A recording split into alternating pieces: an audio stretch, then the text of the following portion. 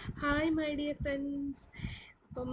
ഇന്ന് ഞാൻ എടുക്കാൻ പോകുന്നത് വന്നിട്ട് ഡിസൈൻ ഓഫ് എക്സ്പെരിമെൻറ്റ്സിലെ പാർട്ട് 4 ആണ്.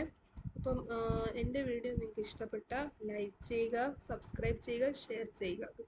സബ്സ്ക്രൈബ് ചെയ്യുമ്പം തൊട്ടടുത്ത ബെൽ ബട്ടണിൽ ഓൾ കൂടെ പ്രസ് ചെയ്താൽ ഞാനിടുന്ന എല്ലാ വീഡിയോസ് നിങ്ങൾക്ക് നോട്ടിഫിക്കേഷനായിട്ട് കിട്ടുന്നതാണ്.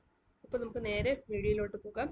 ഡിസൈൻ ഓഫ് എക്സ്പെരിമെൻറ്റ്സ് വന്നിട്ട് KTUവിൽ വരുന്ന സിലബസ് ആണ് ഞാൻ നിങ്ങൾക്ക് പറഞ്ഞു തരുന്നത്.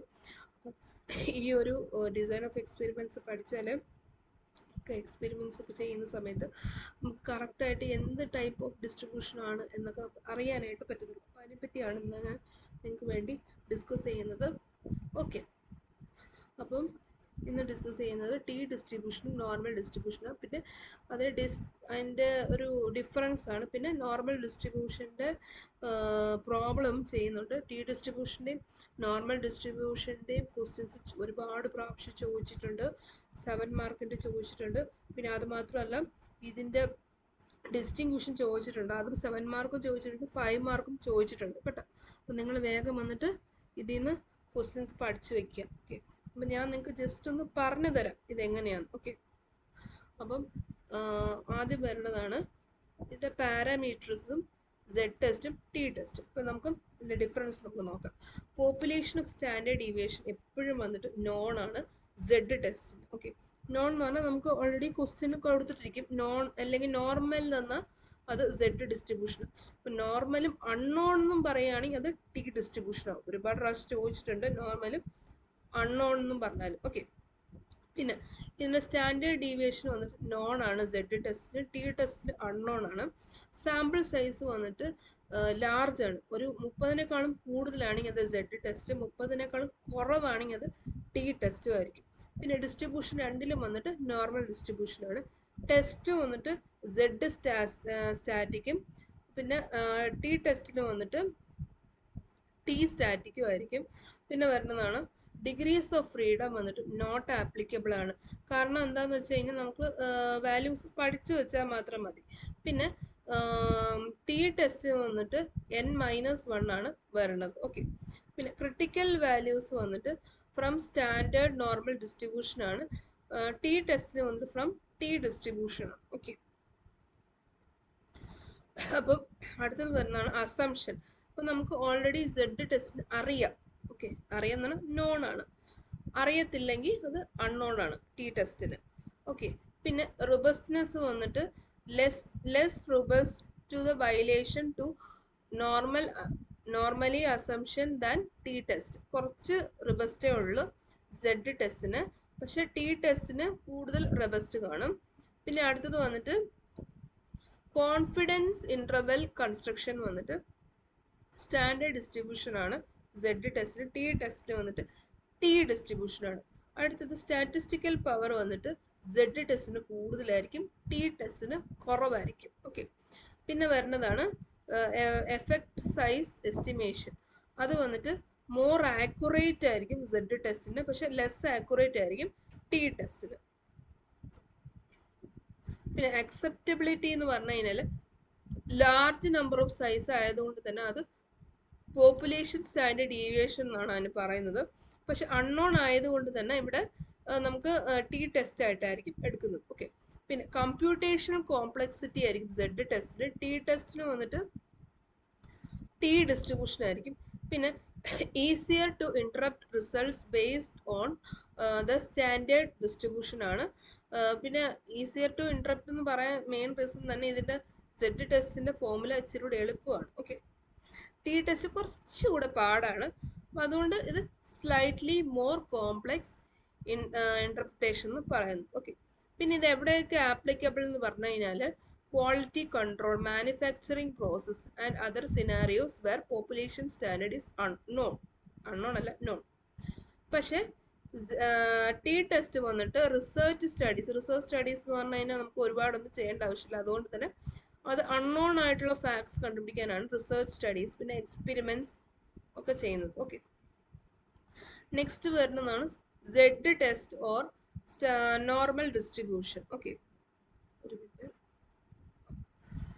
Z test or normal distribution പറഞ്ഞതിന് ഇത് ഒരുപാട് പ്രാവശ്യം ചോദിച്ചിട്ടുണ്ട്. Z test normal distribution. Okay, അപ്പോൾ സെഡ് ടെസ്റ്റ് എന്താണെന്ന് വെച്ച് കഴിഞ്ഞാൽ Z test is a statistical test to determine whether the mean population differs significantly from a hypothesized value or other population mean where population standard is known. The Z test assumes the data normally distributed and the sample size is large. Okay, എപ്പോഴും large ആയിരിക്കും, 30യേക്കാളും കൂടുതലായിരിക്കും. Okay, അപ്പോൾ നമ്മളിപ്പോൾ question എഴുതുമ്പോൾ തന്നെ ഞാൻ ഇപ്പോൾ കൊടുത്തിരിക്കുന്ന ഈ ഒരു ക്വസ്റ്റ്യനിൽ അതിൽ നിന്ന് നമ്മൾ ഹൈപ്പോത്തസിസ് എഴുതിയിട്ടില്ല. അപ്പോൾ നമ്മൾ ക്വസ്റ്റ്യൻ നമ്മൾ സ്റ്റാർട്ട് ചെയ്യുമ്പോൾ തന്നെ നമ്മൾ നൾ ഹൈപ്പോത്തസിസ് എന്താ, ഓൾട്ടർനേറ്റ് ഹൈപ്പോത്തസിസ് എന്താന്ന് നമ്മൾ എഴുതണം.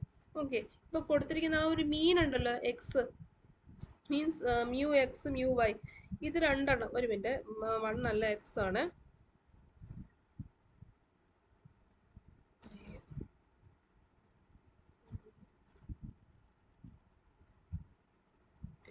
ഓക്കെ, ഇവിടെ വന്നിട്ട് മ്യൂ എക്സും മ്യൂ വൈയും ഓക്കെ രണ്ടും ഈക്വൽ ആയിരിക്കും നൾ ഹൈപ്പോത്തസിസിന്. പക്ഷെ ഓൾട്ടർനേറ്റ് ഹൈപ്പോത്തസിസിന് വന്നിട്ട് രണ്ടും ഈക്വൽ അല്ലായിരിക്കും. ഓക്കെ, അപ്പോൾ നമ്മളിപ്പം ഈ ഒരു ഫോമുല നമ്മൾ സെഡിൻ്റെ ഫോമുല നമ്മൾ കണ്ടുപിടിക്കുമ്പോൾ X bar minus Y bar minus mu X minus mu Y divided by root of sigma X square divided by N X plus sigma Y square divided by N Y. Sigma X എന്താണെന്ന് അറിയാലോ, variance ആണ്. Sigma Y എന്ന് പറഞ്ഞാൽ variance of Y ആണ്. അപ്പം N എന്ന് പറഞ്ഞാൽ number of samples ആണ്.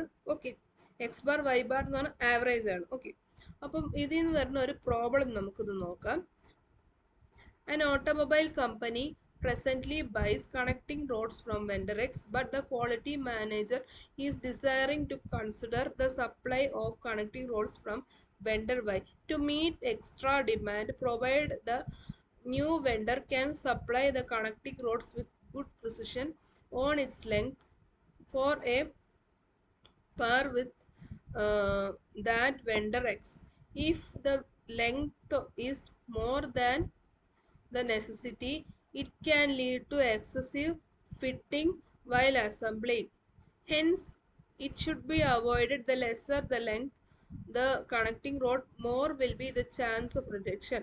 The length of connecting rod supplied by the vendor X as well as vendor Y follows normal distribution with variances of 9 and 12 mm respectively. He has selected 81 rods from vendor X and found that the mean length of sample is 450 mm.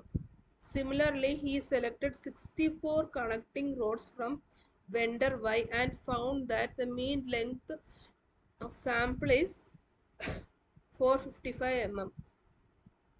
Check the quality of manager considering the supply of vendor Y and a significant level of 0.05. ഇതിൽ ഓരോ വാല്യൂസും important ആണ്. ആദ്യം തന്നെ vendor എക്സിൻ്റെ vendor വൈൻ്റെ ഇപ്പം നമുക്ക് ആദ്യം പറഞ്ഞുതരാം. ഓൾറെഡി കമ്പനി ഓട്ടോമൊബൈൽ കമ്പനി വന്ന് കണക്ടിങ് റോഡ്സ് വെണ്ടർ എക്സിൽ നിന്നാണ് വാങ്ങിക്കുന്നത്. പക്ഷേ ക്വാളിറ്റി മാനേജർ വന്നിട്ട് വെണ്ടർ വൈന്ന് എടുക്കാനായിട്ട് പറയുന്നുണ്ട്. പക്ഷേ വെണ്ടർ വൈന്ന് എടുക്കുന്ന സമയത്ത് കുറച്ച് എക്സ്ട്രാ ലെങ്ത് ആയതുകൊണ്ട് തന്നെ ഫിറ്റിങ്സ് ഒക്കെ ഉള്ളതുകൊണ്ട് മോർ റിജക്ഷൻ ആയിരിക്കും വരുന്നത്. ഓക്കെ, അപ്പം ഈ ഒരു വെണ്ടർ എക്സ് ആണോ കറക്റ്റായിട്ട് വരുന്ന വാല്യൂ, വെണ്ടർ വൈ ആണോ കറക്റ്റായിട്ട് വരുന്ന വാല്യൂ എന്നാണ് ചോദിച്ചിരിക്കുന്നത്. ഓക്കെ, വെണ്ടർ എക്സിൻ്റെ വന്നിട്ട് എന്താണ് വേരിയൻസ് വന്നിട്ട് 9 mm, വെണ്ടർ വൈൻ്റെ വേരിയൻസ് വന്നിട്ട് 12 mm ആണ് കൊടുത്തിരിക്കുന്നത്. പിന്നെ നമ്പർ ഓഫ് സാമ്പിൾസ് ഫോർ എക്സിന് വന്നിട്ട് 81ഉം number of samples for Y വന്നിട്ട് 64ഉം ആണ് കൊടുത്തിരിക്കുന്നത്. പിന്നെ രണ്ടിൻ്റെ മീൻ ലെങ്ത് വന്നിട്ട് 450 ആണ് എക്സിൻ്റെ, 455 ആണ് വൈൻ്റെ. ഓക്കെ, പിന്നെ സിഗ്നിഫിക്കൻസ് ലെവൽ ആൽഫ വന്നിട്ട് 0.05 ആണ് കൊടുത്തിരിക്കുന്നത്. ഓക്കെ, ഇപ്പം നമ്മൾ എന്താ പറയുക തന്നിരിക്കുന്ന വാല്യൂസ് എല്ലാം നമ്മൾ എഴുതി വെക്കണം. ഓക്കെ, ഇപ്പോൾ sigma X square equal to അത് വേരിയൻസ് ആണ് 9 mm, sigma Y square is equal to 12 mm. ഇപ്പോൾ സ്റ്റാൻഡേർഡ് ഡീവിയേഷൻ തന്നു കഴിഞ്ഞാൽ നമ്മൾ അതിൻ്റെ സ്ക്വയർ എടുക്കണം. ഓക്കെ, പിന്നെ N X equal to 81, N Y is equal to 64, X bar equal to 450, y bar equal to 455. Okay, അപ്പോൾ ഇത് നമ്മൾ ഫോർമുലയിലോട്ട് സബ്സ്റ്റിറ്റ്യൂട്ട് ചെയ്യണം. that xy equal to x bar minus y bar minus mu x minus mu y divided by sigma x square divided by nx plus sigma y square divided by ny the whole root ചെയ്യണം. Okay, അപ്പം നമുക്ക് അത് ചെയ്ത് കഴിയുമ്പോൾ നമുക്കൊരു value കിട്ടും. എത്ര? -9.15. Okay, കിട്ടും. നമ്മൾ ആ ഒരു വാല്യൂ ഒരു സ്ഥലത്ത് എഴുതി വെച്ച് ബോക്സ് ആക്കി വെക്കണം. ഓക്കെ, അത് കഴിഞ്ഞിട്ട് നമുക്ക് ആൽഫ വന്നിട്ട് തന്നിട്ടുണ്ട്. എത്രയാണ്? 0.5 തന്നിട്ടുണ്ട് അല്ലേ? ആൽഫ വന്നിട്ട് 0.5 തരുമ്പോൾ നമുക്ക് ഓൾറെഡി വാല്യൂ നമ്മൾ പഠിച്ചു വെക്കണം. ഈ ടേബിളിൽ ഇല്ല ആ വാല്യൂ, എന്നാൽ നമ്മൾ പഠിച്ചു വെക്കണം. 0.5ന് വന്നിട്ട് 1.96ഉം 0.5ന് വന്നിട്ട് അല്ലെങ്കിൽ 5%ന് വന്നിട്ട് 1.96ഉം അതുപോലെ തന്നെ 1%ന് അല്ലെങ്കിൽ 0.01ന് വന്നിട്ട് 2.58 പഠിച്ചു വെക്കണം. ഓക്കെ, അപ്പം -0. ഇപ്പം നമ്മൾ പ്രോബബിലിറ്റി വരയ്ക്കുകയാണെന്ന് വെച്ചോ. പ്രോബബിലിറ്റി വരയ്ക്കുമ്പോൾ സീറോ ഉണ്ടല്ലോ, സീറോയുടെ ഇപ്പുറത്തെ വാല്യൂസ് വന്നിട്ട് നമുക്ക് കിട്ടിയിരിക്കുന്ന വാല്യൂ എത്രയാണ്? 9.15 ആണ് കിട്ടിയിരിക്കുന്നത് അല്ലേ? അപ്പോൾ 1.96 വരയ്ക്കും നമ്മൾ അക്സെപ്റ്റൻസ് റീജിയൻ ആണ്. -0.96ഉം 1.96 വരയ്ക്കും അക്സെപ്റ്റൻസ് റീജിയൻസ് ആണ് അല്ലേ? പക്ഷെ -9.15 വന്നിട്ട് വെളിയിലോട്ട് പോകും. മനസ്സിലാവും? ഒരു അക്സെപ്റ്റൻസ് റീജിയൻ കഴിഞ്ഞ് വെളിയിലോട്ട് പോകും. അപ്പൊ അതെന്താവും? റിജക്ഷൻ റീജിയൻ ആയിരിക്കും. അപ്പൊ എന്തായിരിക്കും അത് വരുന്നത്? നൾ ഹൈപ്പോത്തിസിസ് റിജക്റ്റ് ചെയ്യാണ്. അപ്പം quality manager should not consider the supply of vendor Y. Okay, മനസ്സിലായോ? അപ്പൊ അടുത്ത ക്ലാസ്സിൽ വന്നിട്ട് നിങ്ങൾക്ക് ടി ഡിസ്ട്രിബ്യൂഷനും അതിലൊരു പ്രോബ്ലം നമുക്ക് നോക്കാം. Okay, thank you.